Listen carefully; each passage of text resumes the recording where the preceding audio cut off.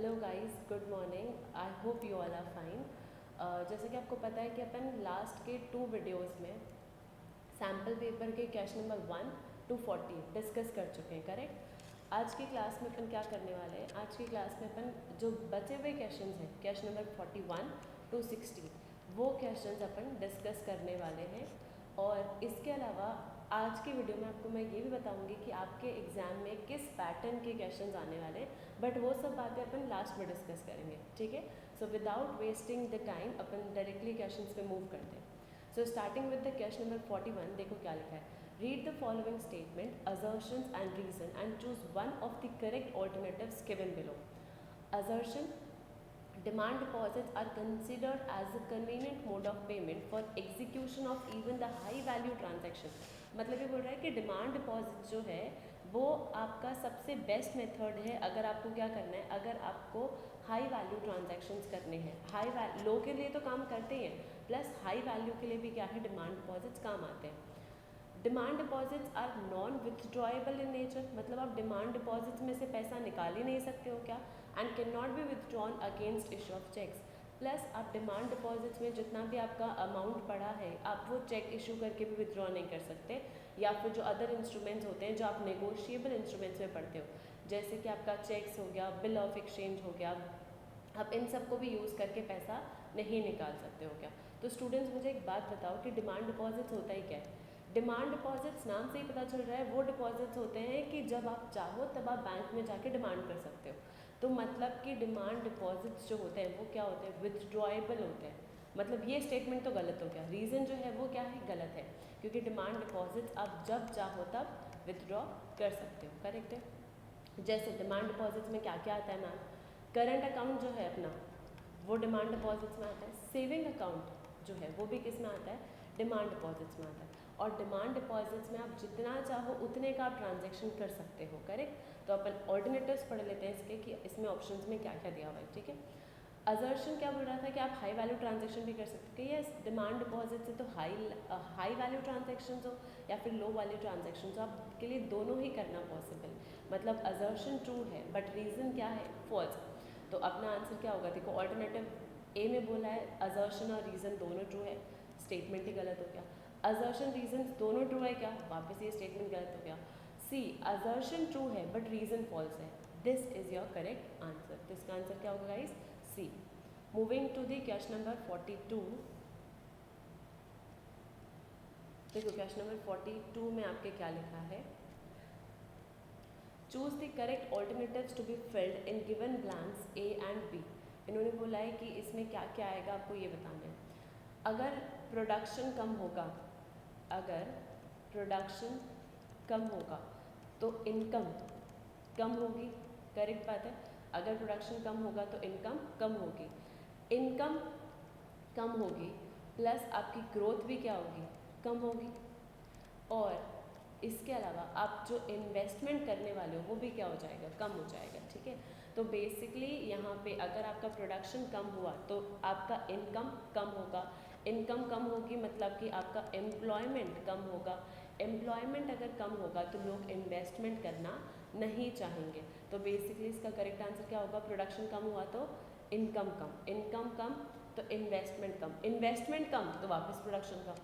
अगर लोगों ने इंडस्ट्रीज डेवलप नहीं करी तो इन्वेस्टमेंट से वापस प्रोडक्शन कम, प्रोडक्शन कम तो इनकम कम, इनकम कम तो एम्प्लॉयमेंट या फिर ग्रोथ कम। तो correct answer would be income कम होगा और इन्वेस्टमेंट भी कम होगा।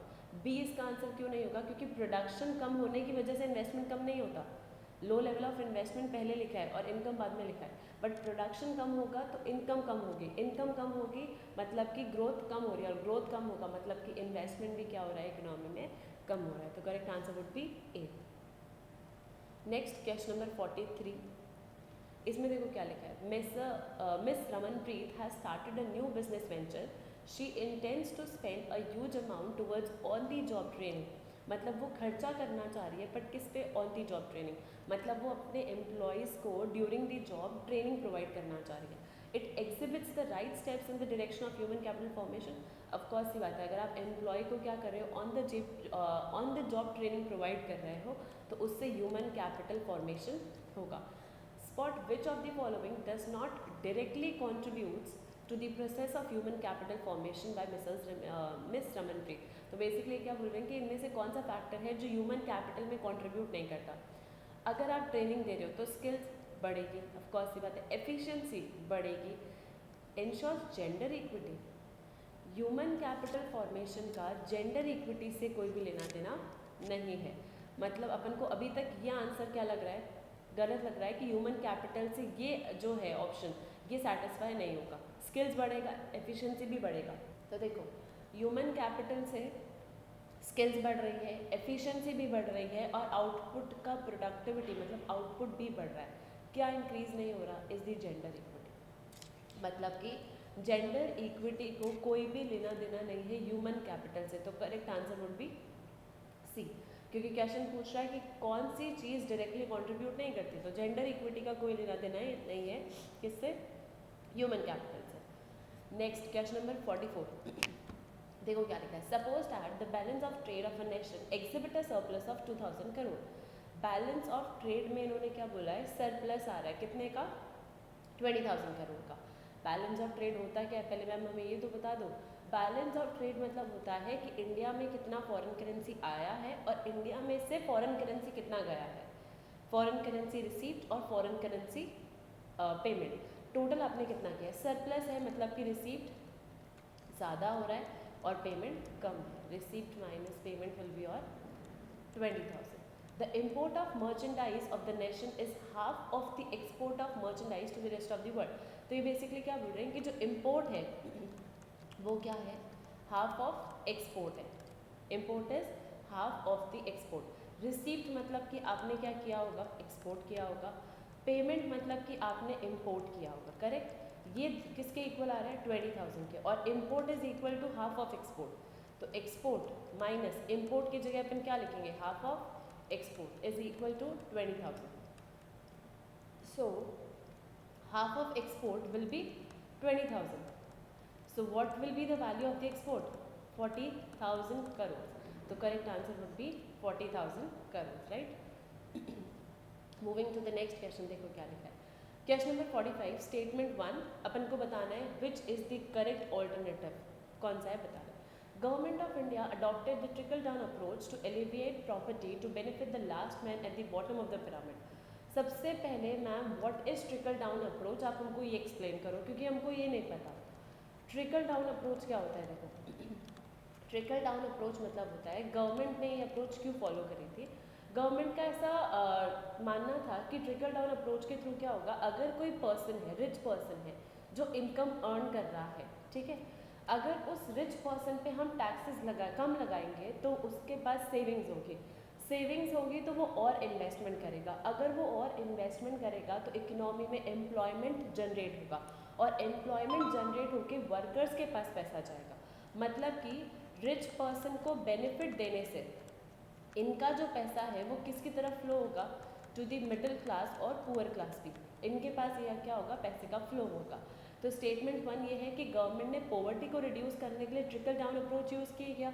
आपको अब समझ में आ गया होगा कि हाँ किया होगा, क्योंकि रिच से पुअर तक कैसे पहुँचेंगे, गवर्नमेंट ने बोला ट्रिकल डाउन के थ्रू।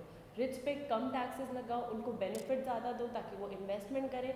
इन्वेस्टमेंट करेंगे तो अल्टीमेटली एम्प्लॉयमेंट होगा तो अगर एम्प्लॉयमेंट होगा तो क्या होगा, इकोनॉमी में उनके पास में इनकम जनरेट होगी। तो statement 1 is true, correct.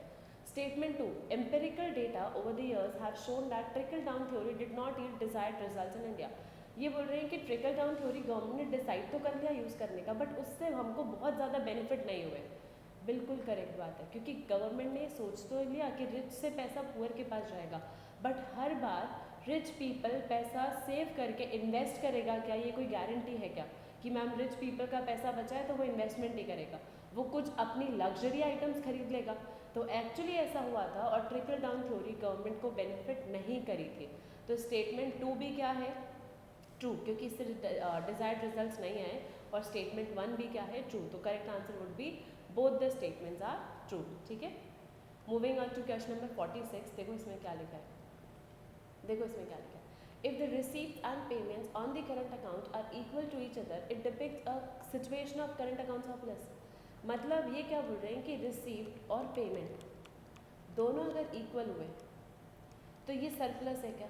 Of course नहीं। आपको पता है सरप्लस तो क्या होता है? सरप्लस तो तब होता है जब रिसीव ज़्यादा होती है और पेमेंट कम होता है, करेक्ट? तो ये वाला स्टेटमेंट क्या है अपना? फॉल्स है। Assertion is false. Reason, a surplus current account means that the nation is a lender to other countries. अगर आपका करंट अकाउंट क्या दिखा रहा है? सरप्लस दिखा रहा है, मतलब you are the lender to other countries, मतलब कि आपने दूसरे कंट्रीज़ में पैसा दिया है। अगर आपके पास में रिसीव ज़्यादा है, मतलब आपके पास में फॉरेन करेंसी ज़्यादा है, और अगर आपके पास में फॉरेन करेंसी ज़्यादा है तो क्या आप दूसरी कंट्रीज़ को लोन दे सकते हो क्या? बिल्कुल दे सकते हो। बट अगर आपका डेफिसिट करंट अकाउंट है, मतलब रिसीव्ड कम है और पेमेंट ज़्यादा है, तो फिर आपको बोरो करना पड़ेगा, मतलब you are the borrower from other countries, correct है। तो आंसर क्या होगा? देखो, sorry, answer is true. Assertion is false but reason is true, correct.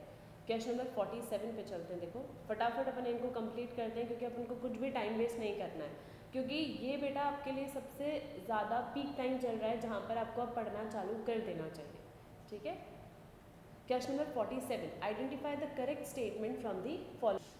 Restrictive policy of the commodity production, trade and tariff pursued by the colonial government adversely affected the structure, composition and volume of India's foreign trade. Colonial government मतलब जो British government था, colonial government मतलब क्या हो गया?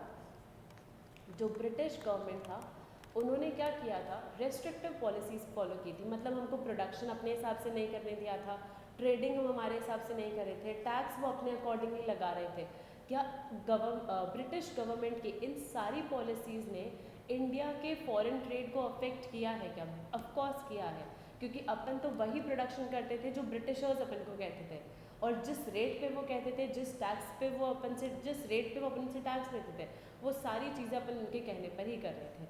तो अभी तक अपन को ये समझ में आया कि स्टेटमेंट ए करेक्ट है, बट अपन बाकी स्टेटमेंट्स भी तो चेक कर लेते हैं कि वो फॉल्स है कि नहीं है, ठीक है। Effective trade policies of the commodity production, trade, tariff pursued by the colonial government favorably affected, of course नहीं। अभी अपन ने ऊपर पढ़ा कि पॉलिसीज ने एडवर्सली अफेक्ट किया था, फेवरेबली अफेक्ट नहीं किया था, तो B is a false statement. C, liberal policy of commodity production by the colonial government adversely affected. अगर आप लिबरल, अगर British government liberal policy follow करती है, मतलब अपन को थोड़ा सा फ्रीडम देती है, तो उससे तो फेवरेबल इफेक्ट होगा ना, एडवर्स इफेक्ट नहीं होगा लिबरल पॉलिसी से।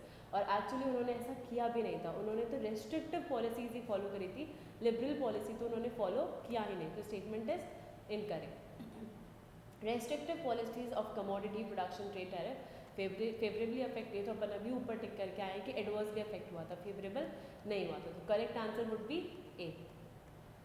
Next question number 48। देखो, match the following, match the suitables given in column 1 with the respective implications given in column 2। Migration, reduced in per capita income growth, imbalance between demand and supply of human resource, brain drain, mismatch between required skill and academic standards, ठीक है। एक बार अपन देख लेते हैं कौन कौन से options correct हो सकते हैं। सेकंड है low level of academic standards, academic standards अपने कम लेवल का है, मतलब कि reduced in per capita economic growth, imbalance between brain drain और mismatch between required skill and academic standards। तो कम एकेडमिक स्टैंडर्ड्स अगर आपके लो है, मतलब स्किल्स जो रिक्वायर्ड है और जो आपको दी जा रही है उसमें क्या है डिफरेंस है, तो correct answer would be B का 4th। Next, population high growth rate, अगर पॉपुलेशन बहुत ज़्यादा आपकी बढ़ रही होगी तो पर पर्सन जो इनकम का या इकोनॉमी का ग्रोथ होगा वो क्या होगा? कम होगा, तो reduction in the per capita economic growth, अगर आपका पॉपुलेशन क्या है हाई रेट से बढ़ रहा है तो। Lack of proper manpower planning, मतलब आपके पास में आपको ये नहीं पता कि यार मुझे कितने एम्प्लॉयज़ की ज़रूरत है, किस जगह जगह रिक्वायर्ड, आपको ये सब नहीं पता, मतलब डिमांड और सप्लाई के बीच में क्या है? इम्बैलेंस है, तो correct answer would B 2। Migration is a brain drain system, ठीक है। तो अपना आंसर क्या हो जाएगा? ए का आंसर है करेक्ट 3, बी का आंसर है 4, तो correct answer would be B, right. Moving on to the next question number 49। Question number 49 to 54 का जो ये आपको डेटा दिया हुआ है यहाँ पे, actually it's an incomplete data, तो मैंने आपके लिए वो डेटा यहाँ पे फाइंड आउट करके रख रखा है जिसमें आपको बजट के हाइलाइट्स मिलेंगे।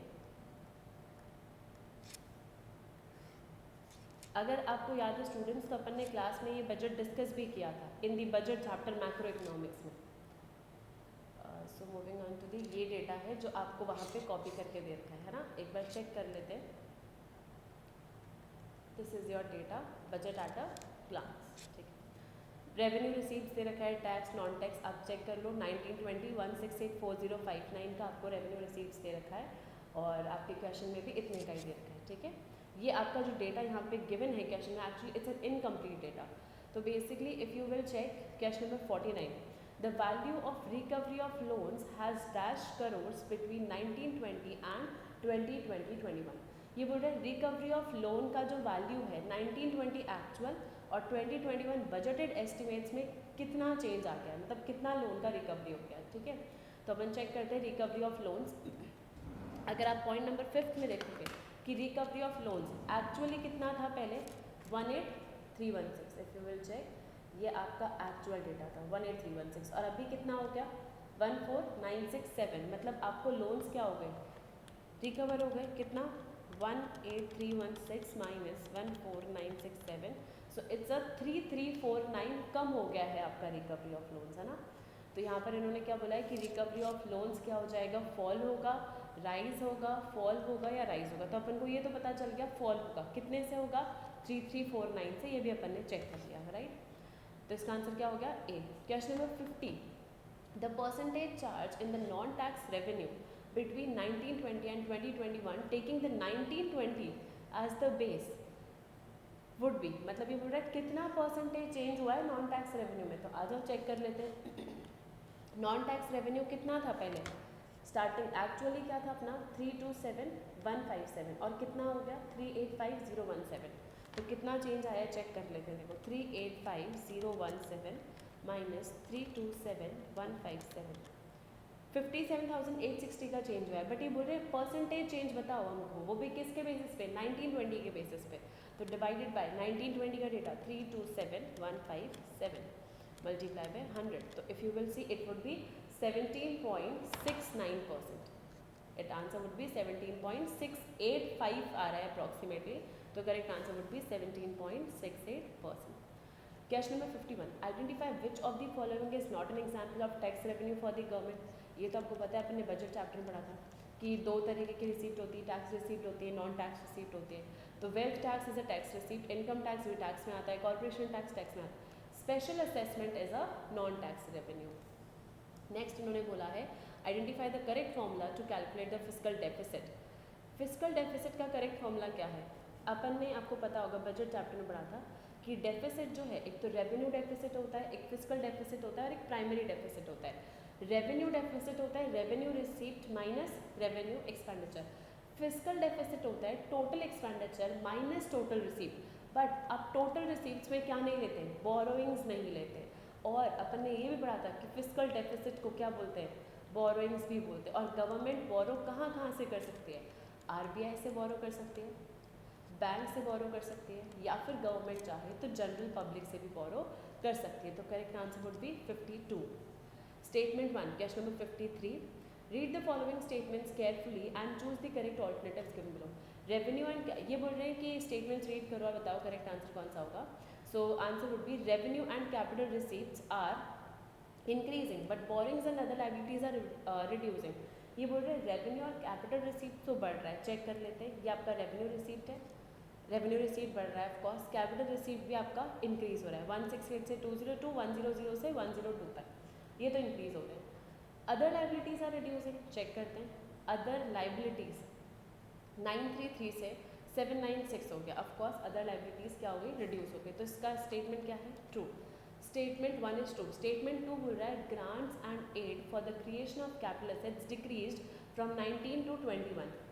ग्रांट और एड्स है कहाँ पे, ये रहा, ये डिक्रीज हुआ है क्या, ग्रांट्स और एड 185 से 206 हो गया, नहीं ये तो इंक्रीज हुआ है। और इन्होंने बोला है कि ये डिक्रीज हो रहा है क्या, तो statement 2 is false but statement 1 is true. तो correct answer would be C. The value of primary deficit for the year 2021 would be, primary deficit देख के बताना है कितना है इसमें से। तो चेक कर लेते हैं। प्राइमरी डेफिसिट इन्होंने बोला है कौन से ईयर के लिए, 2021 के लिए। तो 88134 है 2021 वन के लिए जो आपका प्राइमरी डेफिसिट आ रहा है, ठीक है। तो प्राइमरी डेफिसिट का आंसर ये क्या हो जाएगा, 88,134 crore. Now moving on to question number 55 to 60। बहुत इजी क्वेश्चन है, और आपको लग रहा होगा कि मैम ये जो ग्राफ बेस्ड क्वेश्चन आते हैं, जो इस डायग्राम बेस्ड आते हैं, वो तो बहुत ईजी होता है, आपको सिर्फ केस स्टडी रीड करके आंसर देना होता है। देखो क्या लिखा है क्वेश्चन नंबर 55 में, India's post-1990 economic strategy entailed 3 important breaks with the past। 1990 के बाद का इकोनॉमिक स्ट्रैटेजी में ये 3 चीज़ें हुआ था। To dismantle the vast network of controls and permits that dominated the economic system, to redefine the role of the state as a facilitator of economic transaction and as a neutral regulator rather than the primary provider of goods and services, to move away from a regime of import substitution and to integrate fully with the global trading system. The 1991 reforms unleashes the energies of Indian entrepreneurs and gave untold choice to the consumers and changes the changed the face of the Indian economy. Of course 1991 के बाद हुआ ही यही था, government focus कर रही थी कि Indian entrepreneurs को आगे लाया जाए, कंज्यूमर्स को चॉइसेस दी जाए और इंडियन इकोनॉमी को बिल्कुल ही चेंज कर दिया जाए। The reform agenda constituted a paradigm shift and has defined the broad continues of economic policy making for 3 decades। Basically reform था कि liberalisation, privatisation and globalisation. Liberalization was adopted as the guiding principle of governance, and all the governments since 1991 have broadly stuck to the path. Liberalization सबसे पहले follow किया गया था क्या? Of course, today we don't need a paradigm shift, we need to look at the individual sectors। अब ये बोल रहे हैं कि अपन को ओवरऑल चेंज नहीं देखना, अपन को सिर्फ ये देखना है कि इंडिविजुअल सेक्टर्स में क्या इम्पैक्ट है, and C which one of these needs reform to create a competitive environment and improve efficiency। The power sector, the financial system, governance structure and even agriculture marketing need reforms। ये बोल रहे हैं कि अब अपन को reforms चाहिए ना, तो पर्टिकुलर इन सेक्टर्स के लिए चाहिए। Today's reform also require much more discussion and consensus building। The central government needs to work in tandem with, मतलब in line with the state government and consult different stakeholders impacted by reform decisions। Timing and sequencing are critically important in the new reforms agenda।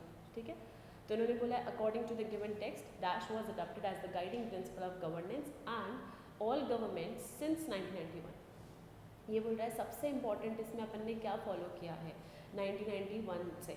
तो अभी अपन ने line पढ़ा, liberalisation was adopted as the guiding principle of governance, तो answer would be liberalisation. Liberalisation को ही follow किया गया था। Next question number 56।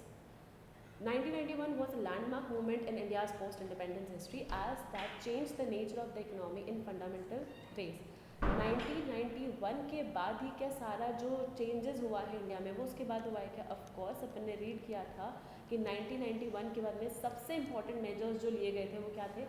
Liberalisation, privatisation and globalisation. Statement 2, तो स्टेटमेंट 1 इज ट्रू।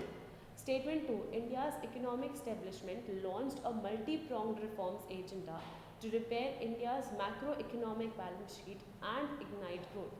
ये बोल रहे हैं कि इंडिया के इकोनॉमिक स्टेब्लिशमेंट के लिए आपने क्या किया? मैक्रो इकोनॉमिक लेवल पे काम किया। ऑफ कोर्स क्योंकि ये जो एलपीजी पॉलिसीज़ थी ये मैक्रो इकोनॉमिक पॉलिसीज़ ही तो थी। ये आपने यहाँ पढ़ा कि अभी अपन को किस पे फोकस करने की ज़रूरत है? इंडिविजुअल सेक्टर्स पे, बट अपन पहले किस पे फोकस कर रहे थे? ओवरऑल। ठीक है, पैराडिग्म शिफ्ट मतलब ओवरऑल शिफ्ट कितना हो रहा है, आपको ब्रॉड कॉन्टोर्स को चेक करने की ज़रूरत है। तो दोनों ही स्टेटमेंट्स क्या है? ट्रू है, करेक्ट। नेक्स्ट देखो क्या लिखा है, read the following statement, assertions and reasons. Assertion, India's pre-1990 economic strategy dismantles the vast network of control and permits that dominated the economic system। ये लाइन अभी अपन ने ऊपर पूरा पढ़ा। ये बोल रहा है इंडियाज पोस्ट इकोनॉमिक स्ट्रैटेजी जो है उन्होंने डिसमेंटल किया है।